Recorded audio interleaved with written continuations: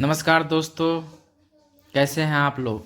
आशा करता हूँ आप लोग अच्छे होंगे और जहाँ भी कहीं होंगे मस्त पढ़ाई लिखाई कर रहे होंगे।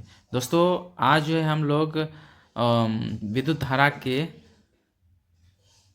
वीवीआई क्वेश्चन का प्रैक्टिस करने वाले हैं। इस चैप्टर से भी जो है आपको लगभग 10-15 क्वेश्चन मिल जाएगा, मतलब बोर्ड एग्जाम में पूछा ही जाएगा। इस चैप्टर में जितना भी हम ऑब्जेक्टिव करवाने वाले हैं उसे ध्यान से आप लोग जो है उसका प्रैक्टिस कर लीजिएगा। तो आइए बिना देर किए हुए हम अपने ऑब्जेक्टिव क्वेश्चन पर पहुंचते हैं। हमारा पहला क्वेश्चन क्या है, निम्न में कौन अर्धचालक नहीं है? सिलिकॉन, जर्मेनियम, पारा, कोई नहीं। तो इसमें से हमारा ऑप्शन क्या हो जाएगा? पारा। ये जो है अर्धचालक नहीं है।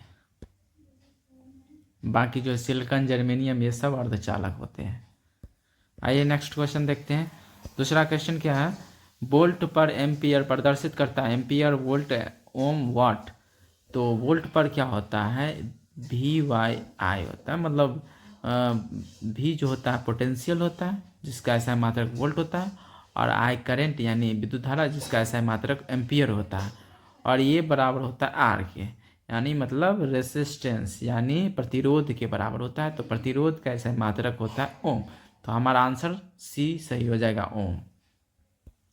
आइए नेक्स्ट क्वेश्चन देखते हैं। विद्युत प्रतिरोध का मात्रक क्या होता है? तो विद्युत प्रतिरोध का जो मात्रक होता है अभी बताए हैं ओम होगा, तो इसका आंसर हमारा ओम ही रहेगा। विद्युत धारा का मात्रक क्या होता है? विद्युत धारा का मात्रक होता है, तो विद्युत धारा का मात्रक जो होता है एम्पियर होता है, एम्पियर होगा। नेक्स्ट क्वेश्चन क्या है, 1 2 3 1 2 और 3 ओम के 3 प्रतिरोधों को श्रेणी क्रम में जोड़ने पर समतुल्य प्रतिरोध होगा। तो जब श्रेणी क्रम में कोई भी प्रतिरोध को जोड़ा जाएगा तो क्या होगा? उसका फार्मूला होता है RS बराबर R1 plus R2 plus R3 and so on. इस तरह से इसका समतुल्य प्रतिरोध होता है। तो तीनों को जोड़ देंगे वही आंसर हो जाएगा। 3 2 5 1 6 यानी 6 ओम होगा इसका आंसर। आइए नेक्स्ट क्वेश्चन देखते हैं। विभवांतर का ऐसा मात्रक क्या होता है? तो विभवांतर का जो ऐसा मात्रक होता है वोल्ट होता है। तो डी नंबर ऑप्शन सही हो जाएगा यहाँ पे। नेक्स्ट क्वेश्चन क्या है, विभव का ऐसा मात्रक क्या होगा? विभव का जो मात्रक होगा वो भी जो होगा वोल्ट ही होगा। तो ऑप्शन नंबर बी, विभव विभवांतर दोनों का ऐसा मात्रक सेम ही होता है। नेक्स्ट क्वेश्चन क्या है, 100 वाट 220 वोल्ट के विद्युत बल्ब के तंतु का प्रतिरोध क्या होगा? तो यहाँ क्या क्या दिया हुआ है, W दिया हुआ है 100 वाट, और जो है V दिया हुआ है 220 वोल्ट। तब हम I निकालेंगे तो I बराबर क्या होगा? W/V हो जाएगा। तो W 100 है और V जो है 220 है, दोनों को काट देते हैं तो ये 5/11 आएगा, 5/11। तो R बराबर क्या होता है formula? V/I from Ohm's law, यानी ओम्स लॉ से। तो क्या होगा, भी दिया हुआ है 220/I कितना है? 5/11। 5 से काटेंगे तो 44 होगा, 44 को 11 से गुना करेंगे तो 484 आंसर हो जाएगा। तो हमारा आंसर क्या होगा? 484। तो ऑप्शन नंबर हमारा क्या होगा? ऑप्शन नंबर बी हमारा राइट आंसर होगा। ऑप्शन क्या होगा? ऑप्शन नंबर बी जो है राइट आंसर होगा। नेक्स्ट क्वेश्चन देखते हैं। टंगस्टन निम्नलिखित में किस ताप पर पिघलता लिखा हुआ है, सॉरी पिघलना होगा यहाँ पे। तो टंगस्टन निम्नलिखित में से किस ताप पर पिघलता है? तो ये 3500 डिग्री सेल्सियस ताप पर जो है टंगस्टन पिघल जाता है। क्या करता है? टंगस्टन 3500 डिग्री तापमान पर पिघल जाता है। विद्युत शक्ति का मात्रक क्या होता है? विद्युत शक्ति का मात्रक जो होती है वो क्या होती है? विद्युत शक्ति का जो मात्रक होता है वाट होता है। क्या होता है? वाट। विद्युत शक्ति का मात्रक क्या होता है? वाट। नेक्स्ट क्वेश्चन है प्रतिरोध का ऐसा मात्रक क्या होगा? प्रतिरोध का ऐसा मात्रक जो होगा,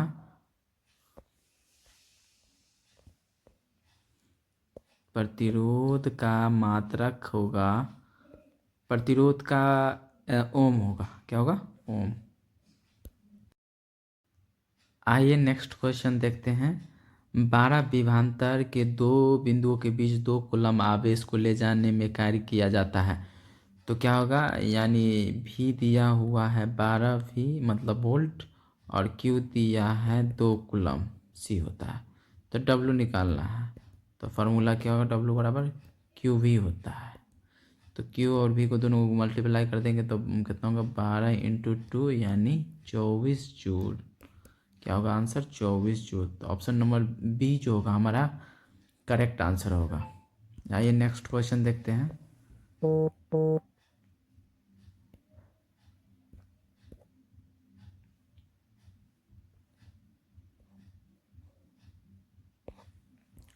नेक्स्ट क्वेश्चन क्या है?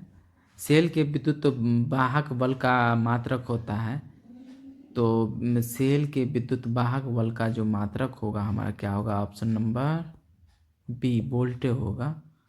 क्या होगा? वोल्ट। तो ऑप्शन नंबर बी होगा यहाँ पर करेक्ट। सेल के विद्युत वाहक बल का मात्रक क्या होगा? वोल्ट होगा। नेक्स्ट क्वेश्चन देखते हैं। एक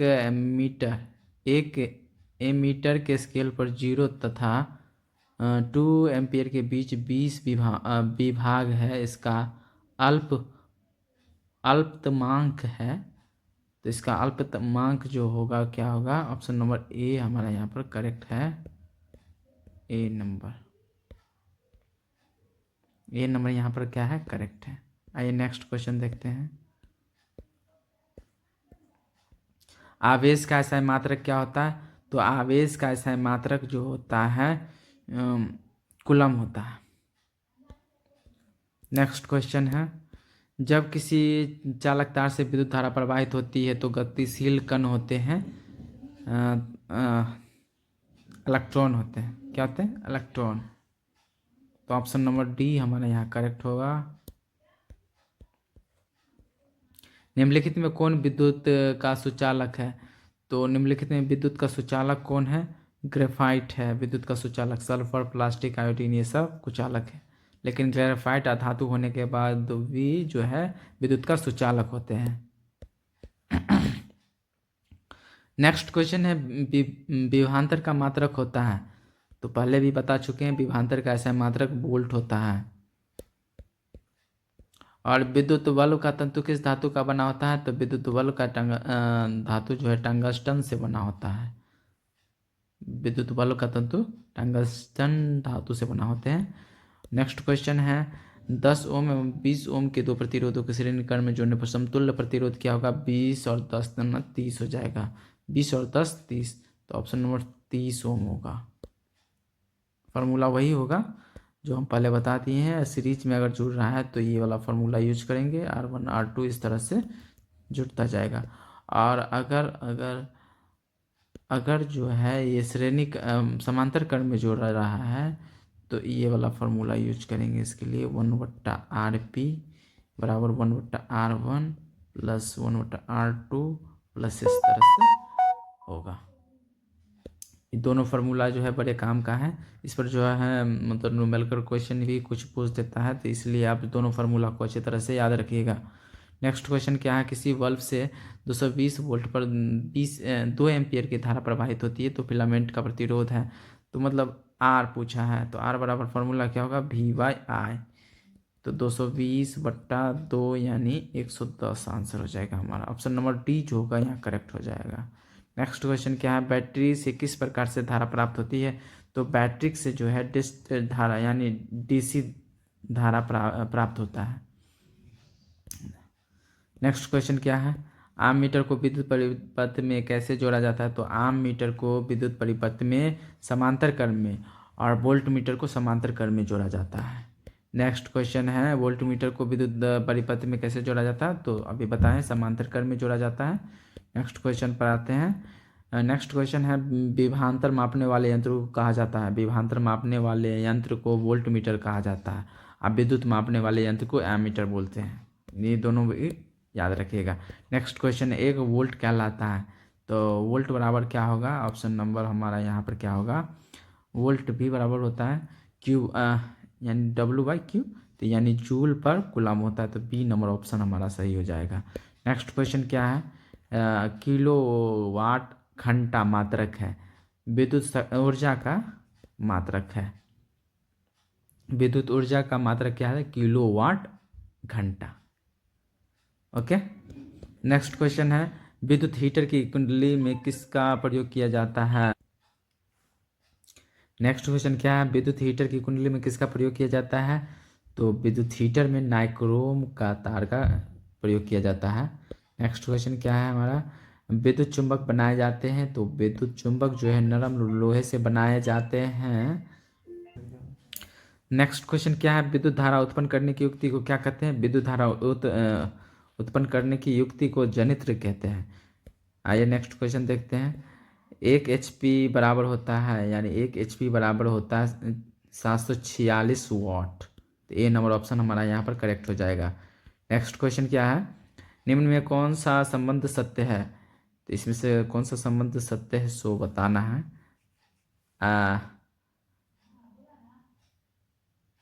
V बराबर होता है IR होता है, क्योंकि R बराबर V/I होता है। तो ये सी नंबर ऑप्शन हमारा क्या होगा, करेक्ट हो जाएगा यहाँ पे, बाकी सब गलत है। निम्न में से कौन सा पद विद्युत परिपथ में विद्युत शक्ति को निरूपित करता है। विद्युत शक्ति बराबर जो होता है यानी शक्ति बराबर जो होता है क्या होता है, I²R होता है। I²R होता है विद्युत शक्ति पावर। ओके, तो ऑप्शन नंबर हमारा क्या हो जाएगा, ए करेक्ट हो जाएगा।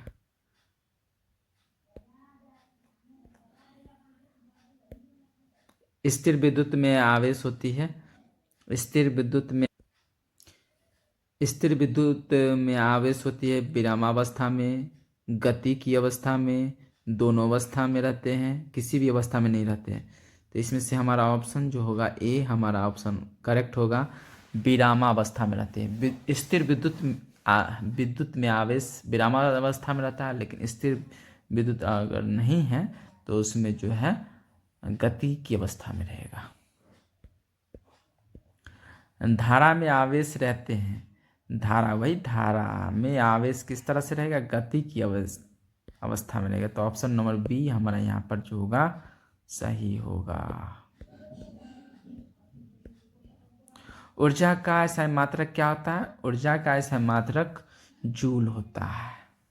क्या होता है, जूल।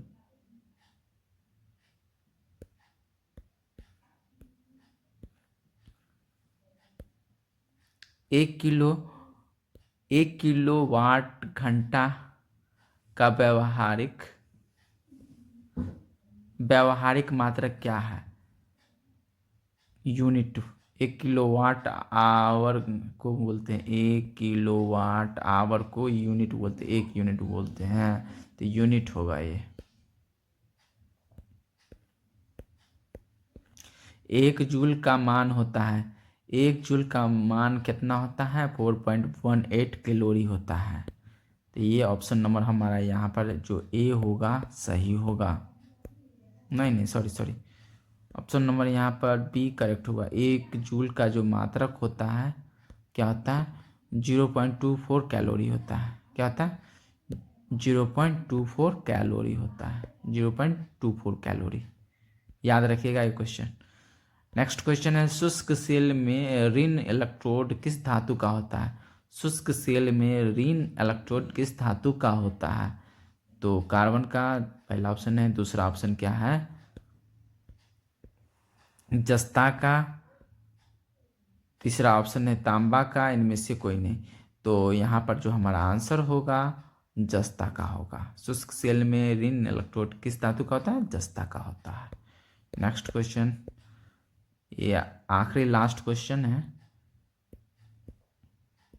शुष्क सेल में धन इलेक्ट्रॉन किस धातु का होता है। तो यहाँ पर कार्बन का होगा। और वहाँ जो था,